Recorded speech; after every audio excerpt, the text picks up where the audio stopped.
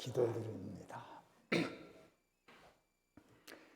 주님께서 부활의 큰 축복의 날 오전에도 귀한 생명의 말씀으로 주님의 완전 승리를 배웠고, 오후 시간에 또 부활에 감사하고 소망이 있고 기쁨으로 찬양할 수 있는 귀한 시간을 허락하심을 감사합니다.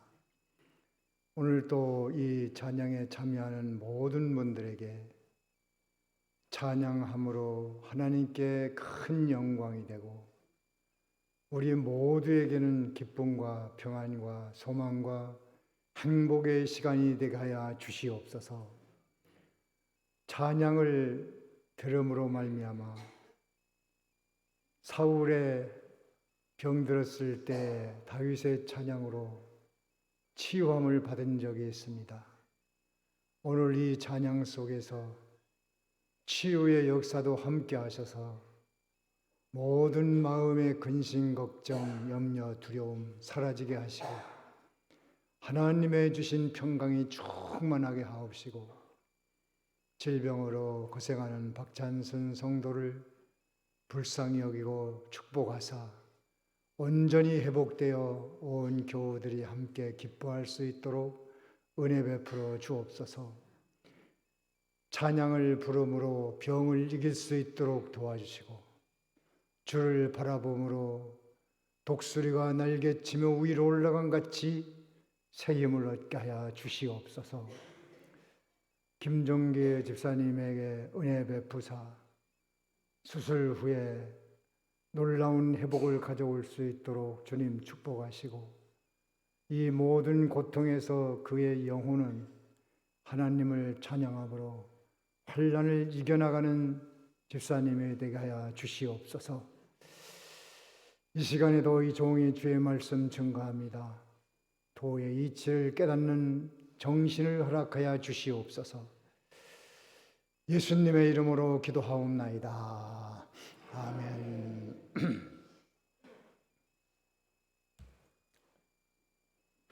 야고보서 2장 25절 30절 26 25절 26절 두 절을 다 같이 함께 읽습니다. 시작. 또 이와 같이 기생하라.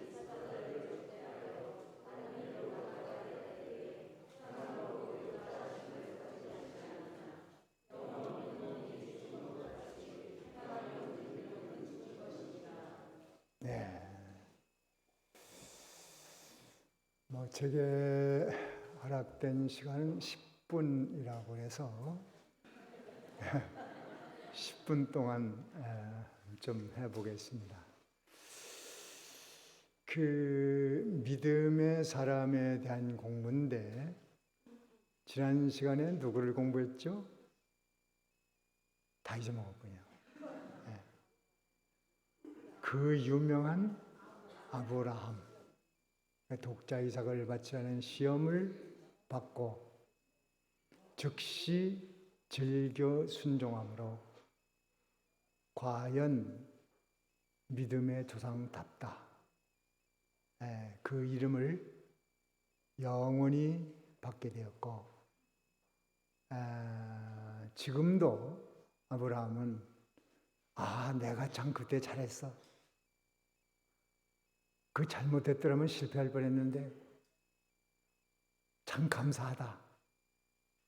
영원토록 먹고 사는 공적이 되었습니다. 그래서 여러 가지 시험을 받을 때 이걸 문제를 복잡하게 풀려고 그러면 한도 없어요. 그래 간단히 어떤 시험이든 시험 받았을 때 하나님이 하라는 대로 하자. 그 방법이 가장 빠르고 쉬운 방법입니다. 그거를 안 하려고 하면은 머리가 터져요. 연구를 해야 되니까. 어떻게 하면 안 할 수 있을까? 이렇게 하면 안 할 수 있을까? 저렇게 하면 안 할 수 있을까? 요 핑계 저 핑계 요리 빠지고 저리 빠지고 그렇게 하니까 머리가 터지는 거예요. 그게 무조건 어떻게 하라고요? 순종. 그것이 가장 빠른 방법이에요. 성공 비결도 그렇습니다. 그 길이 제일 빠른 길이고 성과가 좋은 겁니다.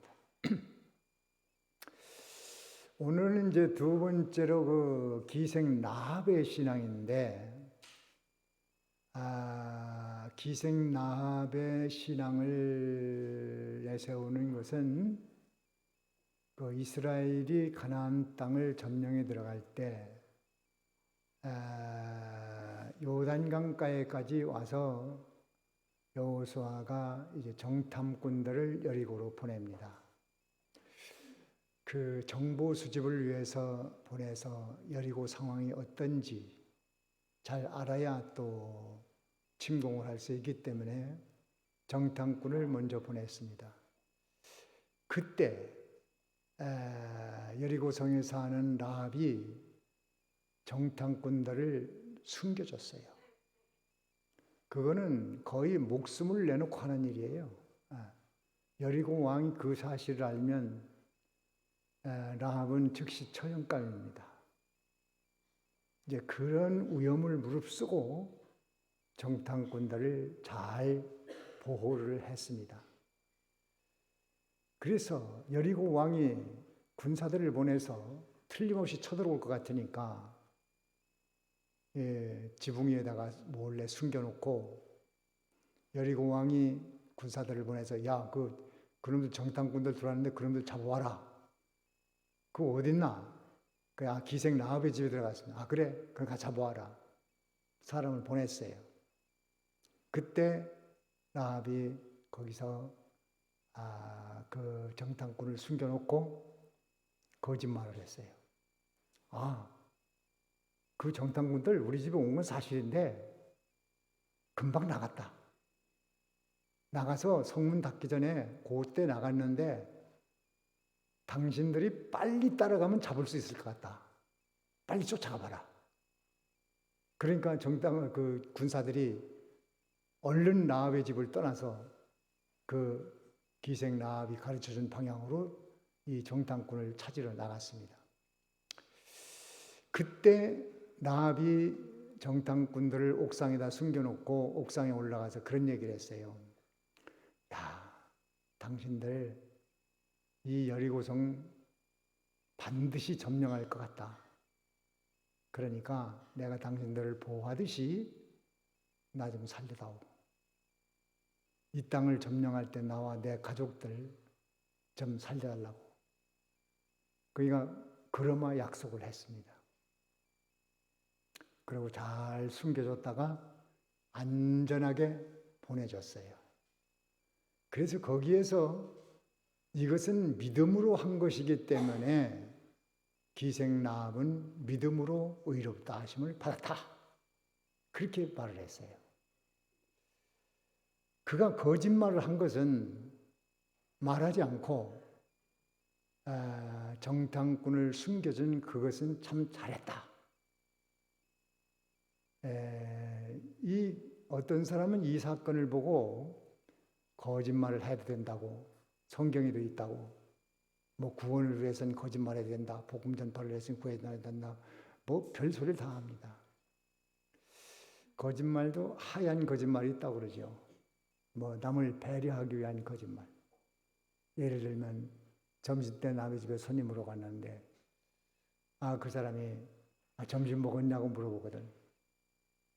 그러면 안 먹었다고 그러면은 안 먹었는데 안 먹었다고 그러면 그 집에 누를 끼치게 될 것 같으니까 나 점심 먹고 왔다고. 거짓말이잖아요. 그거는 악에서 하는 것이 아니고 그 집을 배려하기 위해서, 누를 끼치지 않기 위해서, 신뢰가 되지 않기 위해서 먹었다고 그렇게 말하는 것을 예를 들어 보면 그런 것들을 하얀 거짓말이라고 하죠. 하얀 거짓말을 심리학적인 용어로는 사회적 진실이라고 그래요. 사회적 진실. 사회에서는 사회적으로 그런 것은 거짓말쟁이라고 하지 말자. 그냥 사회에서 통용된 진실이라고 그렇게 말하자고 합니다. 근데 그것도 좀 모순이 있어요. 그게 꼭 옳다고 말하는 건 아니다. 심리학적으로 그렇게 한다는 얘기죠. 거짓말하면 안 되죠. 그런데 그거보다 더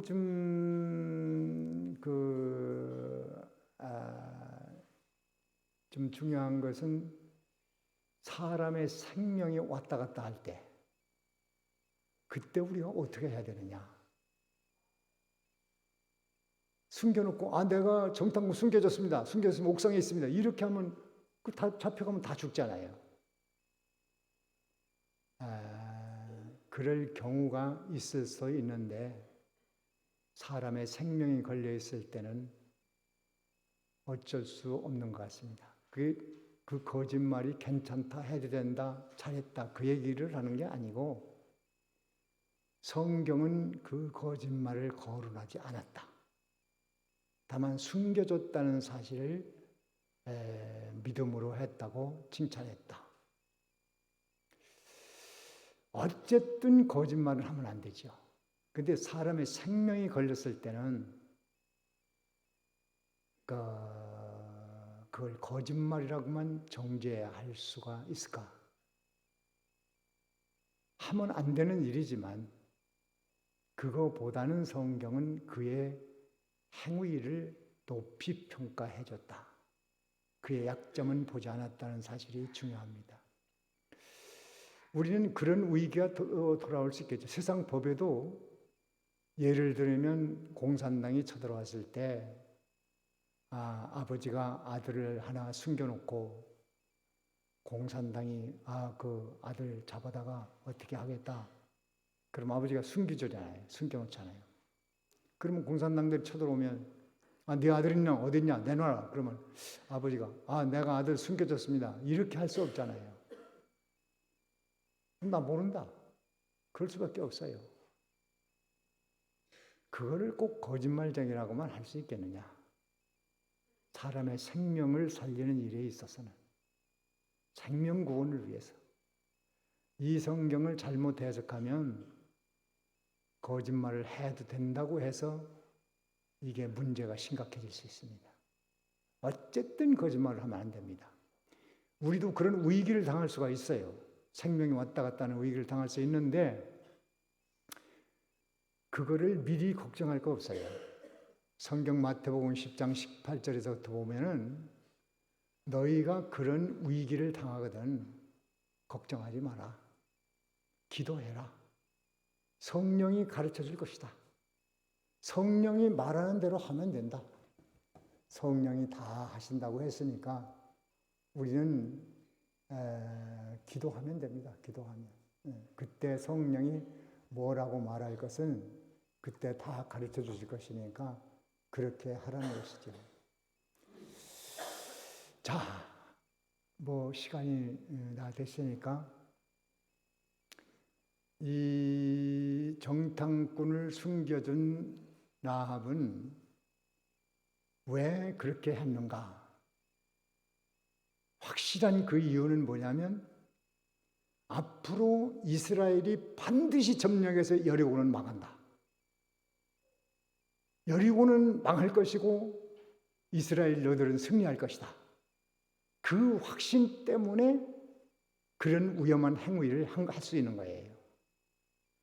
자, 그래서 오늘날 우리가 믿는 일에 있어서 행하는 의를 가져야 되는데 행하는 의를 가질 때 무엇 때문에 그게 일어나느냐 하는 것을 성경이 보여주는 거예요.